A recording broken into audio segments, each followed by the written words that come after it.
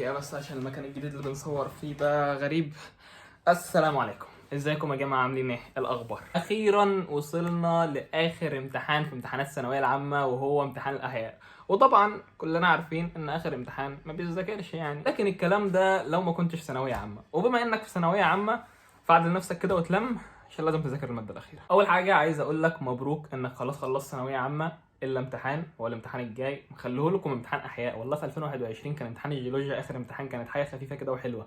خلوا لكم امتحان احياء اخر امتحان يعني، علشان ايه يعني؟ اللي هو غصب عنك هتذاكر، سواء كنت حليت حلو حليت وحش في الامتحانات اللي فاتت دي، ايا يكن حصل فخلاص كده كده اللي عدى مش هيرجع، كده كده اللي راح راح تمام. اهم حاجه ان انا خلصت. والله انا لو مكانك وكنت مش جايب النص غير في كل المواد اللي عدت هكون فرحان ان انا برضو خلاص خلصت ثانويه عامه ومش باقي لي غير امتحان، ايا يكن حصل ما هو كده مش هترجع، فخلاص يعني افرح بقى بالحاجه اللي تفرح بجد، وهي ان انا خلصت اسوأ سنه في تاريخ دراستي. ثانيا بقى نيجي لموضوع الفيديو، وهو نتكلم عن ازاي نراجع الاحياء المنهج كامل في الكام يوم القليلين دول قبل الامتحان. كمان في الفيديو ده هقول لك برضو زي ما بقول لك في كل فيديو من الفيديوهات اللي فاتت ايه الحاجات اللي بيركز عليها في الامتحان، او ايه الحاجات اللي لو جاب اسئله رخمه، وهو اكيد هيجيب اسئله رخمه، فهتبقى الحاجات دي هي اكتر الحاجات المرجح انه يجي منها اسئله رخمه. صح يا اسطى، نسيت اقول لك صح ان انا عملت قناه جديده، هتلاقي اللينك بتاعها في البين كومنت تحت او في الديسكربشن. القناه دي هينزل عليها محتوى مختلف تماما عن المحتوى اللي هنا، فلو حابب تكون معانا في قناه جديده اسيب لك اللينك بتاعها في البين كومنت وفي الديسكربشن. ويلا نكمل الفيديو بتاعنا. اولا كده احنا معانا كام يوم للاحياء؟ معانا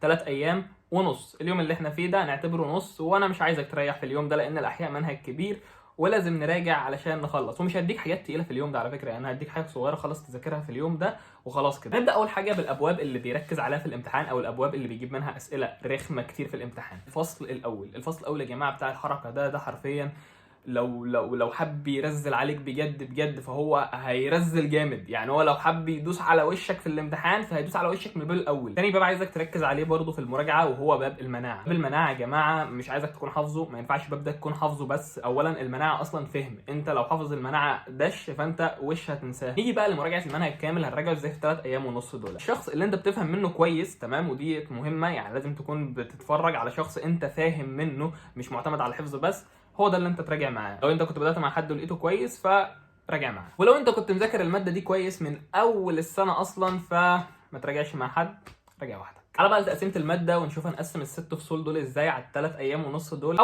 اول يوم اللي هو النهارده بعد ما تريح شويه طبعا هتصحى تبدا تراجع الباب الثاني، الباب بتاع التنسيق الهرموني. يعني فصل صغير ما فيهوش غير درسين، ايوه محتاج فهم كتير ولكن انت المفروض تكون فاهم من البدايه، ولو مش فاهم من البدايه يحتاج منك شويه مجهود بس النهارده وهتخلص. هو فصل صغير خالص وبس، ده اللي انا عايزه منك يعني، تراجعه وتحل عليه شويه حلوين وخلصنا. ده اول يوم تنسيق هرموني. تاني يوم انا هتصحى بدري بقى فخلاص هيبقى معاك اليوم كله يعني. المهم ان تاني يوم ده هنبدا نراجع فيه الفصل الاول بتاع الدعامه والحركه تمام، والفصل بتاع الدي ان اي اللي هو الفصل اللي قبل الاخير ده، بحيث الموضوع يكون متوازن يعني. الدعامه والحركه ايوه رخم ولازم تركز عليه، ولكن انت المفروض تصحى بدري في الايام ديت تراجع. مثلا تبدا مذاكره من الساعه 8 وتكمل بقى مذاكره لحد اخر الليل الساعه 11 12، فوقت كافي جدا انك تراجع الفصل الاول بتاع الدعامه والحركه واللي هو درسين بس، وتذاكر برضو الدي ان اي. والدي ان اي حاجه خفيفه يعني، اول درس انا فاكر ان هو حاجه خفيفه خالص، الدرسين اللي بعديهم محتاجين شغل شويه ولكن مش تقال. اما ثالث يوم بقى، فتالت يوم ده هنذاكر فيه او هنراجع فيه الفصل بتاع المناعه تمام، والفصل بتاع الار ان اي. المناعه محتاجه فهم كويس قوي، لو انت مش تمام في المناعه اتفرج على فيديو على اليوتيوب لحد شارح المناعه بشكل كويس. لو لقيت المراجعات اللي نازله ديت مش مشروح فيها الفصل ده بشكل كويس ارجع اتفرج على فيديو شرح لاي حد شارح فيه المناعه. والار ان اي كده كده كلهم درسين يعني فصغيرين هتخلصهم بسرعه. ممكن نقول هندي المناعه مثلا من الساعه 8 الصبح لحد الساعه 6 المغرب، والار ان اي من 6 المغرب 12 بالليل بس، وخد البريك بقى في النص لما تتعب قوي يعني، وهتكون كده خلصت الفصلين دول في يوم واحد بس. كده احنا مش باقي غير فصل واحد بس، وهو الفصل بتاع ايه؟ بتاع التكاثر. والفصل بتاع التكاثر ده اللي هناخده في اليوم الرابع بتاع ليالي الامتحان. انا سبت الفصل التكاثر يوم كامل ليه وحده لان فصل التكاثر هو اطول فصل موجود في المنهج عندك، ان في تقريبا بتاع 5 دروس. بالمناسبه فصل التكاثر هو اكتر فصل بيجيب منه اسئله في الامتحان، طبعا نظرا لان هو اطول فصل موجود عندك في المنهج فطبيعي يكون هو اكتر فصل بيجي منه اسئله في الامتحان، ولكن يعني بتبقى اسئله مش تقيله قوي وفي منها سهل كتير. اليوم ده هنديه بشكل كامل للتكاثر، والتكاثر برضو انت لو فاهمه كويس من البدايه فهو مش هياخد منك يوم كامل اصلا، تمام؟ يعني انت تقدر من 8 الصبح لحد 3 العصر مثلا تكون خلصت التكاثر لو انت مذاكره كويس وفاهمه كويس من البدايه. بالمناسبه برضو لو انت من الناس اللي مش همها تجيب مجموع ولكن همه ان هو يخلص يعني ويعدي السنه وينجح في الماده دي وخلاص، ففصل التكاثر انت لازم تذاكره. لو قررت انك تسيب اي فصل من الفصول الثانيه تمام، انما فصل التكاثر ما ينفعش لان ده اكتر فصل بيجيب منه اسئله في الامتحان. اقولها لك تاني برضو والمره دي في الماده بتاعتها بقى، ان انا رجعت يا جماعه الاحياء كلها المنهج كله في يوم واحد بس، رجعت المنهج كله.